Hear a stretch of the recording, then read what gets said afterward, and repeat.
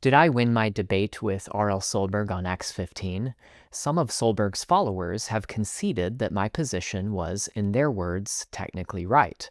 However, they continue to raise objections. So in this video, I want to address some of those objections.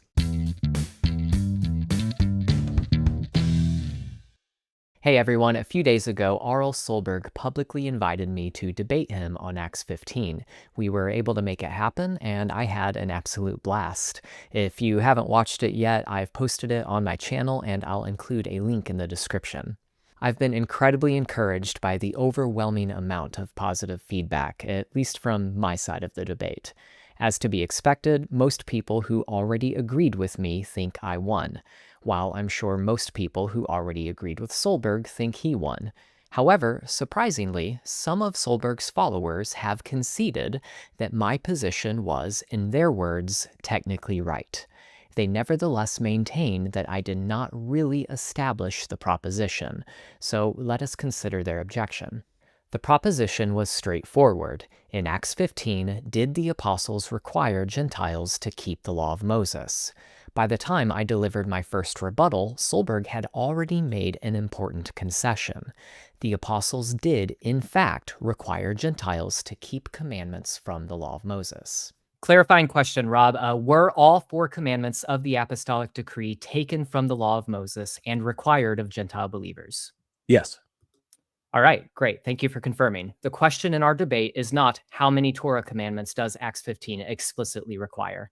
The question is whether the apostles required Gentiles to keep the law of Moses. The 4 commandments of the Apostolic Decree answers that question. They are commandments from the law of Moses, and the apostles call them requirements. Therefore, the apostles required Gentiles to keep the law of Moses. The affirmative case is established even before we discuss anything else beyond the decree. So there it is. That concession establishes at least the minimal point required by the wording of the proposition.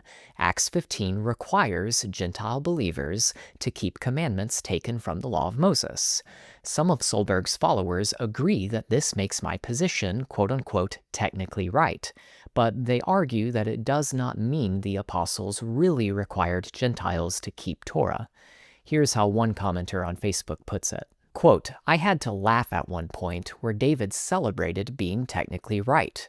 The category of something is not the something itself. All you are celebrating there is that the apostles required Gentiles to keep items from the category of Torah, or parts of it. But keeping Torah means keeping it in its entirety. So, did the apostles require Gentiles to keep Torah, which not technically but precisely can only mean the entire Torah? The answer is no." So I understand the distinction this commenter is trying to make, but it depends upon an implausible definition of quote-unquote keeping Torah. Keeping Torah cannot mean that every individual must personally perform every commandment in the law of Moses. No individual, not even a Torah-observant Jew, is eligible or required to perform every commandment. Many commandments apply only to priests, judges, landowners, men, women, parents, or people living in particular circumstances. At minimum, keeping Torah means obeying the Torah's commandments insofar as they apply to the person in question. That is my position regarding Acts 15. The apostles did not require Gentile believers to become circumcised. Why? Because the Torah itself does not require Gentiles living among God's people to be circumcised to be part of the community. Circumcision is required in particular circumstances, such as if one wants to be allowed to eat the Passover sacrifice, but it is not imposed upon adult Gentiles as a general commandment. The Torah does, however, expressly apply certain other obligations both to native Israelites and to the strangers, that is, to the Gentiles, living among them. For example, even though an uncircumcised Gentile cannot eat the Passover sacrifice, he is still required to keep the commandments pertaining to unleavened bread given earlier in Exodus 12. My argument is that the commands in the Apostolic Decree correspond to the Torah's obligations for strangers, as Dr. William Williman puts it. Quote, Leviticus 17 through 18 applies these rules mentioned in the Apostolic Decree to both Jews and to aliens who reside within Israel. James seems to regard these Gentiles as analogous to strangers in the Hebrew Scriptures. So the apostles therefore did not select four arbitrary rules or merely borrow Torah commands for unrelated new regulations. No, they recognized that these particular commands were applicable to Gentile believers without requiring those Gentiles to become circumcised. For the detailed textual case connecting the decree with the requirements for strangers in Leviticus 17 through 18, see Benjamin Frostad's paper, which I will link in the video description. Solberg's concession in the debate establishes that the content of the four commands comes from the law of Moses, and that the apostles required Gentiles to keep those commandments. My fuller argument explains why those four commands were selected. The apostles understood that the Torah itself requires Gentiles to obey those four commandments. As Dr. Bill Arnold writes, quote, the Jerusalem Council was turning to the Torah as a definitive and irreplaceable authority, and seeking in its pages guidance on how it relates to the Gentile believers. To help us understand this, suppose that a court orders someone to comply with four provisions of federal law that apply to that person. It would be entirely accurate to say that the court required obedience to those applicable provisions of federal law.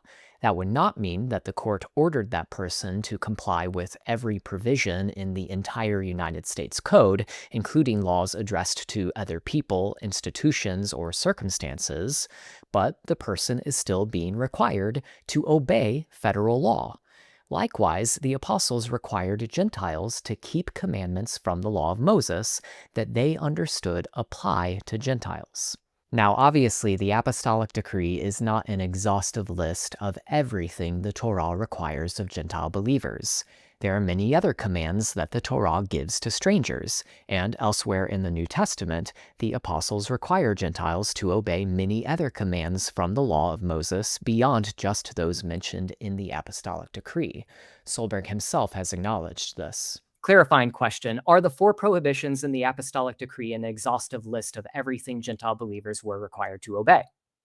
We've already established it was not an exhaustive list. Exactly. The point, however, is that these four commands were required because they belonged among the Torah's obligations applicable to Gentiles, not because they were the only obligations Gentile believers would ever have. That issue is somewhat beside the point. Again, the debate was specifically about whether the apostles required Gentiles to obey the law of Moses in Acts 15. The decree answers that question by identifying four commandments from the law of Moses applicable to Gentiles and requiring the Gentile believers to keep them. So at this point, it seems that the minimal affirmative case has been established. Acts 15 imposes commandments that come from the law of Moses. That has already been conceded by both Solberg and some of his fans. That is why they are saying that my position is quote-unquote technically right. I technically won the debate. The question at this point is why the apostles selected these commandments. Were they chosen merely because they allowed for temporary accommodations between Jewish and Gentile believers? Or did the apostles select them because the Torah already applied these commands to Gentiles? Solberg takes the former position. He argues that the apostles adopted these commands as temporary accommodations intended to ease relations between Jewish and Gentile believers.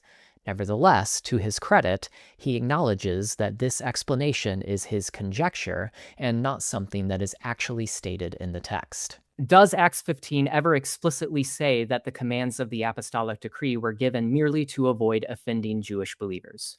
No, it doesn't say that expressly. Okay, so that doesn't come from the text, it's conjecture. All right, yep, exactly. Yeah, as I explained during the debate, there are numerous problems with Solberg's conjecture on this point. You can watch my first rebuttal for the fuller case. I defended the second explanation. The apostles selected the commands in the Apostolic Decree because the Torah already applies those commands to Gentile believers. If that explanation is correct, and I believe the evidence supports it far better than the temporary accommodation theory, then my victory in the debate is much more than a technical victory. In Acts 15, the apostles required Gentile believers to keep the law of Moses. But I will leave it to you to decide whether my victory was merely technical or whether my explanation establishes the proposition. Now, there is a second issue I want to address. Some of Solberg's followers have objected to my citations of early Christian writers, such as Justin Martyr, Cyril of Jerusalem, Tertullian, and others. They argue that I'm not allowed to cite these writers because they disagree with my position on matters such as the Sabbath. For example, here's one comment from YouTube. Quote, David, you mentioned Justin Martyr in support of your position. Have you ever read chapter 47 of his discourse? It says, but if some, through weak-mindedness, wish to observe such institutions as were given by Moses, from which they expect some virtue, yet choose to live with the Christians and the faithful, as I said before, not inducing them either to be circumcised like themselves, or to keep the Sabbath, or to observe any other such ceremonies, then I hold that we ought to join ourselves to such. I don't think that Justin supports your theological stance. He goes on further and says that if someone who wishes to adopt Mosaic practices can still be saved so long as they don't encourage others to do so. You may wish to more closely vet your cited work. This one in particular undoes your whole pronomian project. On this point, I would just encourage people to revisit the specific context in which I cited Justin Martyr and these other early Christian writers. I never claimed that they support my overall theological stance. I cited them as witnesses against Solberg's conjecture about the rationale and duration of the Apostolic Decree. Again, Solberg argues that the Apostolic Decree was merely a temporary accommodation to Jewish believers. He also says that eating food offered to idols is quote-unquote not intrinsically sinful or prohibited. But that explanation is difficult to reconcile not only with the language of the decree itself, but also with the Messiah's later condemnation and revelation of eating food offered to idols. And as I pointed out in the debate, in 1 Corinthians 10, Paul warns that knowingly eating food offered to idols risks partnering with demons and provoking the Lord to jealousy. So the things prohibited in the decree are not treated as morally harmless violations of a temporary social arrangement. Numerous early Christian writers likewise continued to consider the commands of the Apostolic Decree to be binding. Justin Martyr, for example, says that Christians would endure torture and even death rather than eat food offered to idols. When Trypho points out that some professing Christians eat idol food and claim that doing so causes them no harm, Justin associates such people with false teachers who teach, quote, the doctrines of the spirits of error rather than the doctrines of Christ. That does not sound as though Justin considered this command to be a temporary social accommodation that could be violated no problem. His testimony directly contradicts Solberg's claim that breaking this commandment is harmless in itself. As for Justin's disagreement with me concerning the Sabbath and other Torah commandments, well, that is beside the point for which I cited him. Again, I did not cite him as an authority for my entire theology. Still, Justin appears to show considerably more tolerance toward believers who observe things like the Sabbath than toward those who claim that eating food offered to idols does no spiritual harm. In Dialogue with Trypho, chapter 47, Justin says that Jewish believers may continue observing the Sabbath and other commands, provided that they do not compel Gentile believers to do the same or teach that salvation depends upon such observance.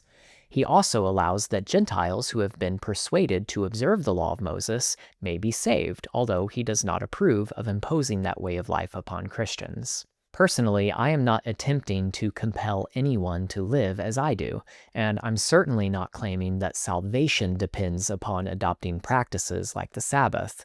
My concern is to offer what I believe is the most accurate exegesis of Scripture. People can consider my interpretation and reach their own conclusions about how they ought to live. Perhaps Justin would have accepted someone like me. Perhaps he would not have. What is clear, though, is that he was far less accommodating toward those who claimed that eating food offered to idols causes no spiritual harm. All right, well, those are the two main objections to my position that I have encountered since the debate.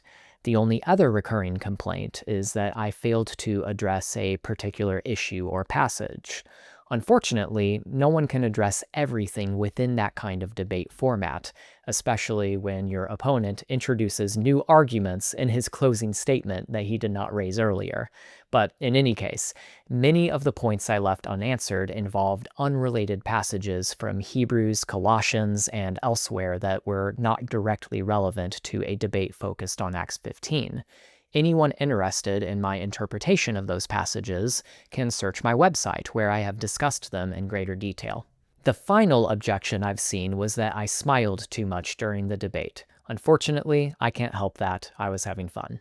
All right, well, that's it for now. I'm glad that so many of you guys enjoyed the debate, and I'm very grateful I was able to do it. Hopefully, as things settle down, I'll be able to do more debates in the future. The rest of this year, though, is going to be extremely busy. I'm preparing for my presentation at the SBL annual meeting. I'm also working on multiple book projects, speaking engagements, and of course, getting ready for a new baby. So I have a lot on my plate right now, but I'll continue releasing content whenever I can. If you would like to support this work, please consider subscribing to my newsletter, purchasing books from Pronomian Publishing, or if God puts it on your heart, throwing a few bucks my way so we can keep the engine running. I hope this video has been a blessing to you, and I'll see you next time.